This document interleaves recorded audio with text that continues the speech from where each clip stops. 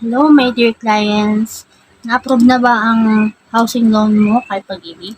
So, ano na kaya yung next na naghihintay sa inyo? Ating pag-usapan at i-share ko kung ano yung mga ginawa ko nung na-approve din ang housing loan namin.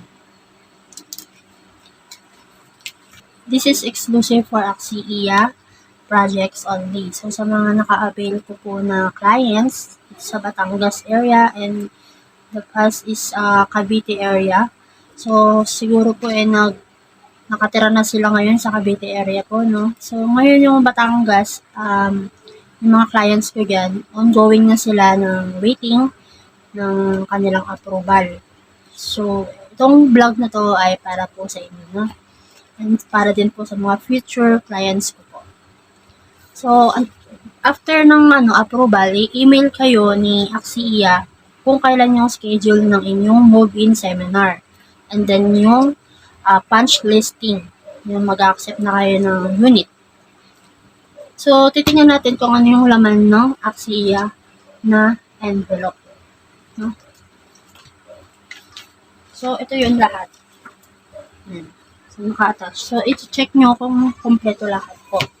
So, una, papabirmahin kayo kung okay na po sa inyo yung unit. No? Bibigyan kayo ng receipt. And then, ibigay na rin sa inyo yung susi. Kasama na rin po doon ang mga list of documents. Authorization to move in.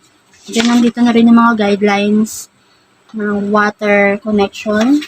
And then yung sa electric, nandito na rin yung mga list of requirements para may guide po kayo kung paano nyo i-apply yun sa inyong pangalan. So, next vlog ko po, tuturo ko sa inyo kung paano po mag-apply via online po para hindi hassle sa inyo.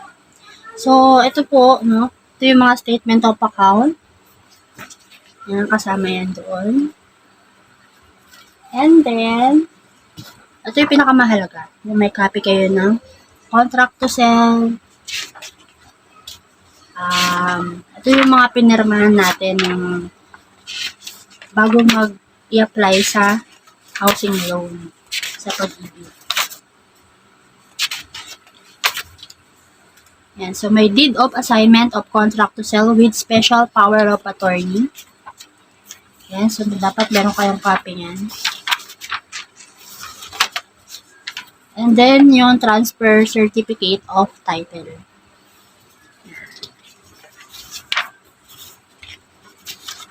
And then, certificate of acceptance. Acknowledgement.